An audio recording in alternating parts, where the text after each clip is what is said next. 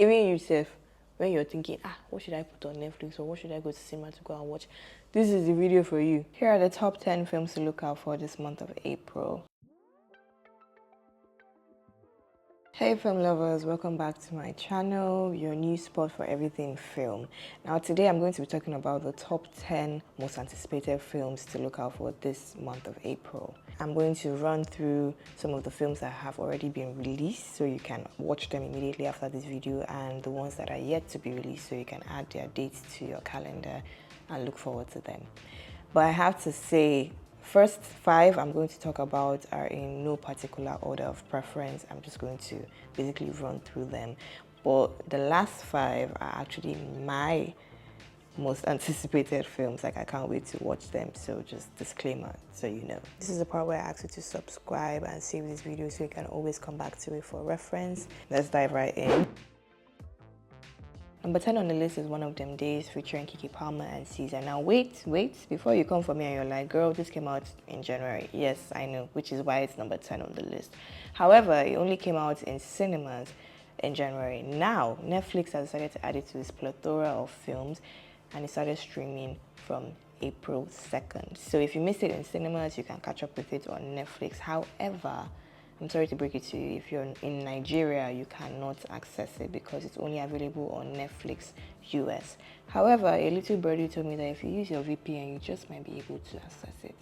One of Them Days is a light-hearted comedy about 2 best friends who are stranded and have to make up their money for their rent before the day ends. So they're basically scrambling across Los Angeles, trying out different things in order to make up for their rent. I think one of the reasons why a lot of people were looking forward to the film is the hilarious combination of Keke Palmer and Caesar that we didn't know we actually needed. And Issa Rae, being the producer, obviously gets it like extra points, to be honest. So yeah, you should go watch One of Them Days if you're looking for a good laugh. Now, if you know me, you know I'm definitely going to include horror in this. Number 9 on the list is Until Dawn. Now, this is derived from a video game of the same name, but the story basically follows a girl who goes back to where her sister was killed and unfortunately finds herself in a deadly time loop. Sounds interesting, huh? Now, this whole time loop thing has been done so many times, but I really hope that this film actually delivers what it's promising, even though I don't have high expectations for it, but I definitely think that it should be a good watch this April. It's coming out on Netflix on April 25th, so mark your calendars if you're a horror head. So next on the list is G20, starring Viola Davis as the female president of the United States of America, who goes for the G20 summit in South Africa with her family, but is faced with a terrorist attack. So this trope of saving the president of the United States of America has been done so many times, and at this point I'm not really interested. But anything that has Viola Davis in it, best believe I'm going to watch it. And she looks so badass in it, like shooting, fighting, all of that. So basically, the president has some military skills, okay? I mean, who wouldn't want Viola Davis as their president? I knew I would. G20 started streaming on Prime from April 10th. So if you haven't seen that and you're looking for something to watch, I suggest you go watch it. So let's come back home to Nigeria for a bit and give some love to our Nigeria films. Next on the list is A Lagos Love Story. Now, A Lagos Love Story is centered on a young professional who works with a talented and popular music artist and now finds herself in like the dilemma of mixing work and pleasure and kind of navigating all of that in Lagos. Also stars Nollywood sweetheart Jemima Osunde, Mike Afolare, and Uche Montana. And I think Shodi also has like his major screen debut or something like that. Anyways, go watch it and let me know what you think. Next on the list is Make Mashon. I think. Now, I don't know why I keep calling it Make Marathon in my head. I think you guys will get why. But anyways, Make Mashon is coming to cinemas April 18th, and it is directed by Amma Salmis. Now, this story is about an underprivileged teenage girl who uses her skill set and her brilliance to, try to find her way out of the slums. And it's supposed to also stir up conversation around like innovation and AI within Africa and all. This is supposed to be Nigeria's first futuristic drama that would hopefully show people that AI is not a fallen angel from heaven. Next on the list for Nigerian films is Landline. Now, this is a film directed by Dele Doherty that talks about a Nigerian sergeant or an army sergeant that keeps getting recurrent calls from a stranger about how he can save his wife, but somehow his wife keeps getting killed and they're just in this endless loop and they're trying to figure this thing out. So, as I said before, this time loop thing has been done, redone, undone, underdone, overdone, time and time again. I know that there have been time loops in the past, but I think this one just kind of caught my attention. Maybe it's because it's also starring some of my favorite Nigerian actors, Gabriel Afolayan, Zainab Balogun, and Buchi Franklin. Now, if you know these actors, you know that they are crazy good at their craft. So that's definitely one of the things that I'm really looking forward to, seeing them perform and seeing how they bring the story to life. Landline is coming to Prime on April 25th, so mark your calendars for that as well. Number 4 on the list is Sinners by Ryan Coogler, starring Michael B. Jordan. Now, Sinners is a period supernatural horror, and it has Michael B. Jordan playing a dual role as twin brothers. I'm personally looking forward to another Ryan Coogler and Michael B. Jordan combo, but I think the fact that we're getting 2 Michael B. Jordans is kind of like... I'm kidding. Am I? Okay, so hold on. I want to just see how he's able to, pull off both characters. That's all. That's all I'm saying, guys. Relax. So this story is basically about 2 twin brothers who try to fight like very traumatic experiences from like their backgrounds, and then they decide to go back to their hometown.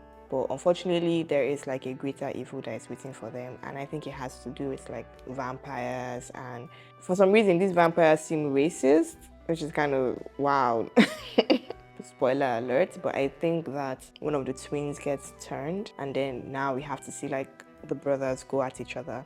But anyway, I'm sitting at the edge of my seat, literally just waiting for it to drop because it's Ryan Coogler and Michael B. Jordan, and it's horror, guys. That's me. Sinners will be coming to cinemas on April 18th. You guys don't know how hard that was for me to say with my lisp. You really don't know. Who says you need combat training to take out your enemies? Well, Rami Malek shows us that you actually do not in this action thriller called The Amateur. This takes the number 3 spot because it shows us a different angle when it comes to the assassin trope. So you see how the decoder goes rogue in order to avenge the death of his wife. He obviously surpasses everybody's expectations because nobody thought that he could actually pull it off, seeing as he's basically just this regular tech guy, no combat or military training or expertise in what way, but he shows them that you can actually lean into your strengths in order to get the job done.